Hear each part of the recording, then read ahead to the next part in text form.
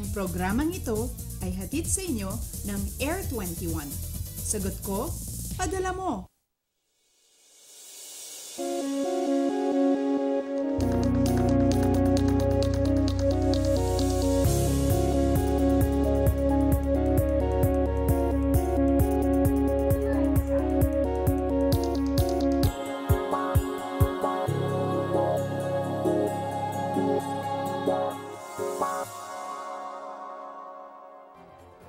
Magandang umaga, Luzon, Visayas at Mindanao. Kamusta ang mga nakabakasyon na?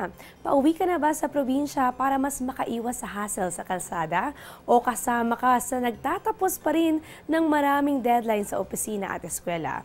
Kung ano man ang inyong gawain, pinakamahalagang inaalam mo ang latest sa lagay ng ating panahon at lalo na ngayon ay meron tayong binabantayan na isang panibagong bagyo. Para sa mga detalye nito, tumutok muna sa aming programa at sagot na namin ang weather updates. Live mula sa Pag-asa Weather and Flood Forecasting Center, itong Panahon TV na napapanood ninyo ng live sa aming Facebook page. Kaya naman pwede kayo mag-comment ng inyong weather-related questions at pati na rin ng inyong greetings. Ako si Eunice Suntayas, kasama ninyo ngayong Holy Tuesday morning, March 27, 2018. Ngayong Semana Santa, maging paalala sa atin ang pag-asang hatid ni Jesucristo sa mundo. Sa pagsikat ng araw, siguraduhin ang pamumuhay ng makabuluhan.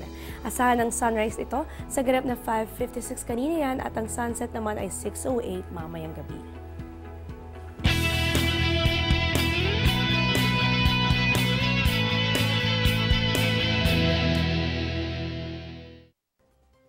Nasa tropical storm category na yung bagyong ating binabantayan sa labas ng Philippine Area of Responsibility. Para sa mga detalye nito, live nating makakapayam ngayon si Pag-asa Weather Forecaster Sheila Reyes. Good morning sa'yo, Sheila. I-update mo na kami dito sa bagyo. Anong oras ba ito papasok ng PAR at meron ba ito magiging epekto sa lagay ng ating panahon?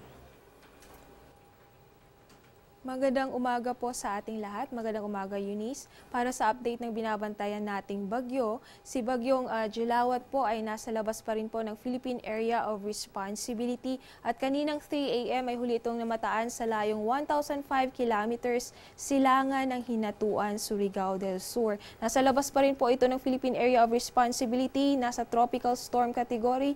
Ang maximum sustained winds po ay nasa 65 kilometers per hour at gustiness na posibleng umabot sa 80 kilometers per hour. Inaasahan po natin na kikilos po ito pa northwest sa bilis na 20 kilometers per hour. At kung hindi po magbabago ang movement nitong bagyo, posible po ngayong umaga ay papasok po ito ng Philippine Area of Responsibility at bibigyan po natin ng local name na Kaloy. Inaasahan po natin na papasok po ito ng PAR ngayong araw. Batay po sa ating analysis ay hindi po natin inaasahan na makakaapekto or magdudulot po ito ng mga pag-ulan sa anumang bahagi po ng ating bansa. Tatawaging bagyong Kaloy sa oras na makapasok nga itong bagyo sa loob ng Philippine Area of Responsibility at dahil nga sa pagkilos ito, yung track nitong pa-northwest, ito hindi na inaasahang tatama sa anumang kalupaan sa ating bansa. At Sheila, may mga bahagi ba sa Pilipinas na makakaranas ng mga pag-ulan o may iba pa bang weather system na umiiral sa atin? Patuloy pa rin pong umiiral itong northeast monsoon or hanging amihan na nakakaapekto sa buong Luzon. Kaya po ang Bicol Region at Quezon ay inaasahan po natin ang maulap na kalangitan na may kalat-kalat na mga pag-ulan dahil po sa hanging amihan.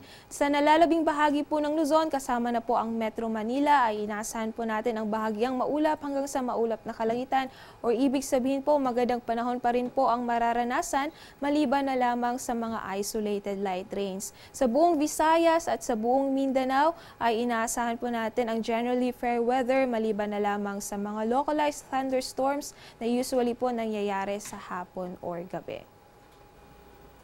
Kung itatanong niyo kung bakit nga ba napakalamig pa rin ang panahon natin lalo na sa madaling araw, dahil kasi ito sa mas malakas na epekto nga na hanging amihan na umaabot pa sa buong bahagi ng Luzon. Itong hanging amihan ay posible rin magdulot ng may hinang pag-ulan. Kaya saan man ninyo lakad, wag na wag kakalimutang dalhin ang panangga sa ulan.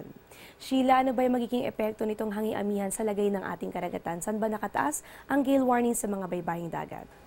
Dahil po sa surge ng hanging amihan, nakataas pa rin po ang ating gale warning dito sa may eastern seaboard po ng Southern Luzon, eastern seaboard ng Visayas at eastern seaboard ng Mindanao. Kaya pinapayuhan pa rin po natin ang ating makababayang mga isda na kung pwede po, wag muna pong pumalaot sa mga nasabing areas dahil ang sea condition ay nasa rough to very rough pa rin po at ang pag-alon ng karagatan ay nasa pagitan ng 2.8 to 4.5 meters. Sheila, dahil dun sa pagbugso ng hanging amihan, mas tatagal pa bang i-announce ng Pag-asa ang opisyal na tag-init season dito sa ating bansa? Batay po sa ating forecast models, inaasahan po natin na maaring mag-extend pa itong hanging amihan at makakaapekto pa rin po in the next 2 to 3 days sa buong Luzon. Kaya dahil po usually po pag termination po ng northeast monsoon ay ina-associate po natin sa start po ng dry season. Kaya medyo mai-extend po yung start ng tag-init or tag-tuyot. Maraming salamat, Sheila, sa mga binahagi mong impormasyon sa lagay ng ating panahon at babantayan nga natin itong bagyo na malapit nang pumasok sa Philippine Area of Responsibility. Samantala, dyan lamang po kayo, impasa pa lamang yan, magbabalik pa kami matapos ang ilang mga paalala.